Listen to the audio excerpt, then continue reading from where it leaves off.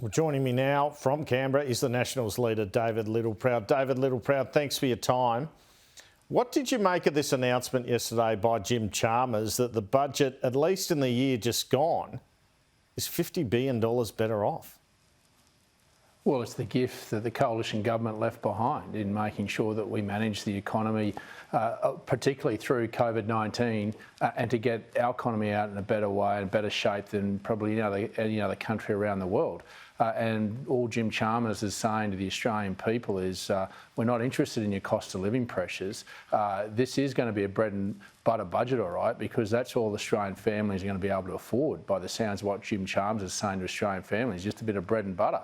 I mean, childcare pressure, there are fuel pressures, there is also cost of living pressure on food, but this Treasurer seems to be out of touch, despite a $50 billion gift that the coalition left him. You just got to wonder where their priorities will be on budget night, where they're going to spend this money, and where they're going to make sure that not only do we keep inflation down, but we keep the economy going in a stabilised way.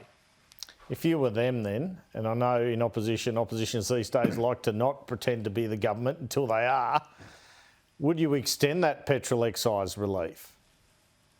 Well, I think the Treasury data is showing that, and as Jim Chalmers has said, that they don't expect to see prices increase as a result of geopolitical issues, the supply chain issues starting to stabilise. But that doesn't take away the cost of living pressures. There's not just fuel, it's childcare, it's food, it's right across the spectrum, it's electricity. And this is I understand, but Mr Littleproud, on that, you know that if they pump money in there, it's just going to drive up inflation, isn't it? Well, depending where they put it into, and this is the important point of them having the keys of the Treasury, is they need to understand the levers that they'll pull and the impacts that'll have, not only on inflationary pressure, but also making sure that we can stabilise the economy's growth in keeping it moving forward, making sure that unemployment doesn't get ahead of steam.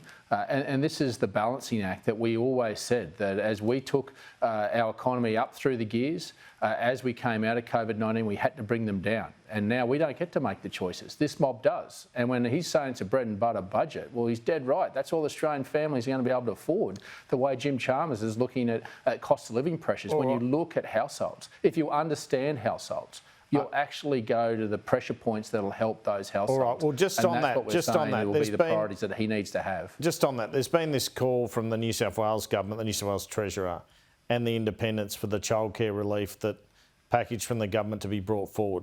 What's your view on that? Well, you've got to look at this. I mean, what they budget is over the forwards. How much extra pain would that cause the budget bottom line and inflationary pressure by bringing it forward? They've already had this outlined in their budgetary numbers. And I've got to say, can I just put a cautionary warning here that the money they're going to spend, I'd just like to see it not just in pushing down prices, but also particularly for regional Australians, the availability of childcare. That is a big pressure point for women getting back into the workforce that this government ignored at their job summit. They didn't even have a regional woman representing at their panel, being able to give a point of view of the challenges of childcare for regional Australians. I mean, this is how out of touch they are with regional Australians. So when you look at it and put it in perspective about the money they're going to spend and bringing it forward, how much inflationary pressure would that have when they've got it baked into their numbers anyway? And so this is the answers that we need from this government about understanding those pressures that households are feeling out there. If they're in touch with the community, if they're in touch with families, Mr. Littleproud, those pressure points. Do you expect regional projects to be cut in the budget?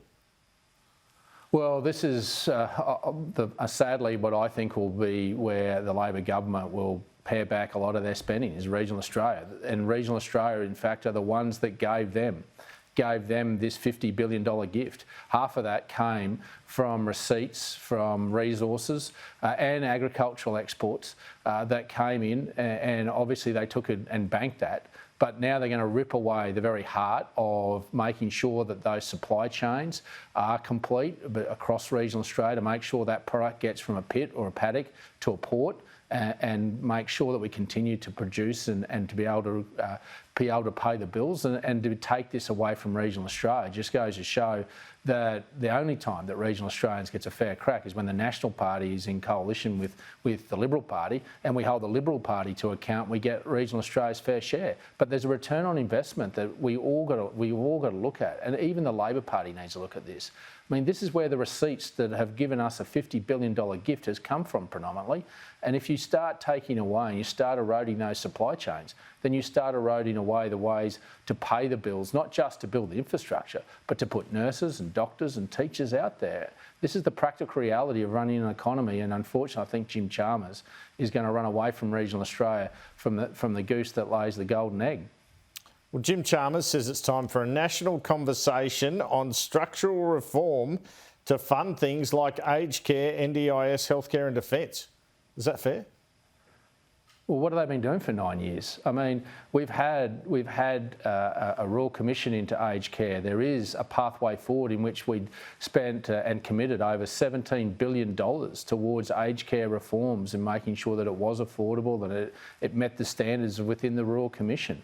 I mean, what do they need to have? Another conversation about how they actually govern this country? Even the childcare they're having. I think that, Mr. Littleproud, I think their point is what were you doing for 9 years? I think that's their point.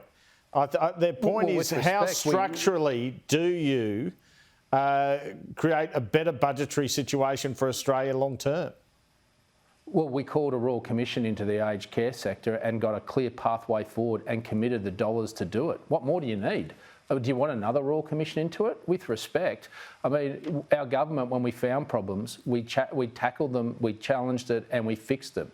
And I don't know why this government doesn't have the confidence when there is a report laying in front of them. What do they need to do? Do they need it written out in big, bold letters for them? I mean, there is a pathway forward for this. You need a government that has the confidence and is being able to be decisive, to make decisions, to get on with the job, not sit there and dither and call more reviews into how you actually have a conversation about how we fund not only aged care, NDIS. The pathway is there in front of them. We've laid it down for them. Read it and get on with it.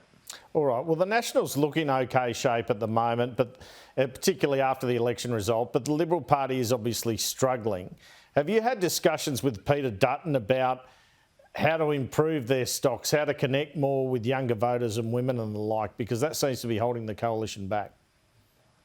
Oh, no, look, Andrew, the Nationals don't take gratuitous advice from coalition partners or anyone, and I suspect the Liberals won't. I have great confidence in Peter Dutton and the way that he'll lead the Liberal Party and re-engage with the community. We've got to acknowledge the failings of the past, and I think Peter has made it clear that he'll do that, and we'll do that in a constructive way, and that has to take time, and that's about getting out, understanding, listening, rebuilding that trust. And not only will the National Party continue to do that on a regional perspective for women and young people, but I think you'll find that Peter Dutton will have a way forward in which he'll lead the Liberal Party to make sure that he engages in a respectful way, so that we can articulate quite clearly that we are a coalition that is about practical reality and about practical application of policy that makes Australians' lives better. And I think we had a perfect example of that during COVID-19. I mean, we're in a better state now than what we were before COVID-19. All right. Well, we probably didn't sell it as well as we could have.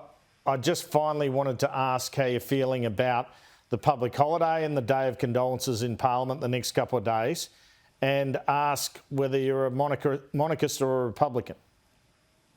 Look, as the leader of the National Party, we're probably the only political party in this country that has the constitutional monarchy put within our constitution, that we wholeheartedly support it. It's been a stable institution that has meant that Australia has prospered.